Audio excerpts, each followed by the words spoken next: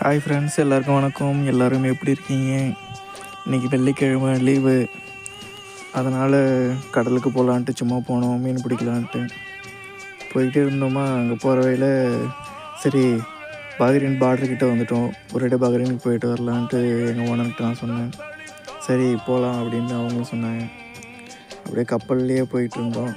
என்கிட்ட கொடுத்தாங்க, நான் ஓட்ட சொல்லி நான் தான் ஓட்டினேன். ஓட்டுறதுக்கு நல்லா ஜாலியாக தான் இருக்குது, ஒன்றும் கஷ்டம் இல்லை. ஈஸியாக தான் இருந்துச்சு ஓட்டுறதுக்கு, ஒன்றும் கஷ்டம் இல்லை. வெளிநாடு வந்தவங்களுக்கெல்லாம் என்ன கஷ்டம், ஒரே ஒரு கஷ்டம்தான். அப்பா அம்மா அண்ணன் தம்பி அக்கா தங்கச்சி மாமா மச்சான் அத்தை அண்ணி சித்தப்பா பெரியப்பா சின்னம்மா பெரியம்மா கொழுந்தியா நாத்தனார் பாட்டனார் பாட்டியா பியூட்டியான லவ்வர், இவங்களெல்லாம் பிரிஞ்சிருக்கிறது தான் ரொம்ப கஷ்டம். மற்றபடி வேலை யாருக்குமே கஷ்டமாக இருக்காது.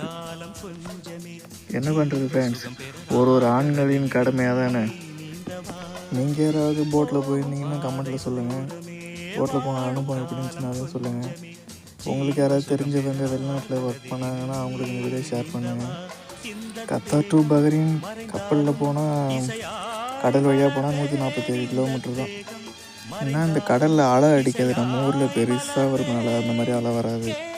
தண்ணி அப்படியே நார்மலாக தான் இருக்கும். லைட்டாக சின்னதாக அந்த அலை மாதிரி குட்டி குட்டியாக வரும், அவ்வளோதான். ஒரு சில இடங்களில் தான் ஆழமாக இருக்கும், ஒரு சில இடங்களில் ஆழமாக இருக்காது. நல்லா தான் இருக்கும். உள்ளே நாங்கள் கடல் உள்ளே இறங்கிலாம் மீன் பிடிச்சி அந்த துப்பாக்கியில் சுடுவாங்கள்ல மீன், அந்த மாதிரிலாம் சுட்டிருக்கோம். அது என்ன வீடியோ எடுக்க முடியல, ஃபோனை உள்ளே கொண்டு போக முடியாது. என்னது சும்மா நார்மல் ஃபோன் தான், ஹை குவாலிட்டி வாட்டர் ப்ரூஃப்லாம் கிடையாது. இந்த வீடியோவில் போட்டில் போகிறது, கடலை பார்க்குறோம், போயிட்டு பஹ்ரைன் காமிக்கிறேன். நெக்ஸ்ட் வீடியோவில் அவங்களுக்கு இந்த ஒட்டகத்தை ரேஸ் காமிக்கிறேன். ஒட்டகத்துக்கு மேலே மனுஷங்களுக்கு ஓட்டுவாங்களா இல்லை பொம்மை உட்காந்து ஓட்டுமான்ட்டு உங்களுக்கு அடுத்த வீட்டில் காமிக்கிறேன். அடுத்த வீடியோவில் உங்களுக்கு ஒட்டகத்துக்கு என்னென்ன சாப்பாடு கொடுப்பாங்க, எப்படி அதை ஓட்டிகிட்டு போகிறாங்கன்ட்டு உங்களுக்கு அடுத்த வீடியோ காமிக்கிறேன். அந்த டைம் வந்துடுச்சு. அந்த சூரியன் பாருங்கள் எப்படி அழகாக இருக்குன்ட்டு. இந்தமாரி ஒரு கப்பல் போட்டில் போகிறது ஒரு நல்லா இருக்குது, ஒரு அனுபவம். இங்கேயே நடுவில் ரெஸ்ட் எடுத்துகிட்டு காலையில் போகலான்னு இருக்கும். Hi friends, good morning. ஒரு வழியாக நம்ம பஹ்ரைன் வந்துட்டோம். பாருங்கள், சுற்றி பாருங்கள் எப்படி இருக்குது ரோடு. கப்பல் பக்கத்துலேயே நிற்கிதா, எல்லாம் நல்லா இருக்கா? வீடியோ ஷேர் பண்ணுங்கள், லைக் பண்ணுங்கள், கமெண்ட் பண்ணுங்கள், முக்கியமாக சப்ஸ்கிரைப் பண்ணுங்கள். இப்போ தான் நான் புதுசாக யூடியூப் சேனல் ஓப்பன் பண்ணியிருக்கேன். உங்கள் சப்போர்ட் தான் முக்கியம். நீங்கள் யாராவது பஹ்ரைன் வந்திருக்கீங்களா? கமெண்ட்டில் சொல்லுங்கள். வந்த அனுபவம் எப்படி இருக்குது அதை சொல்லுங்கள்.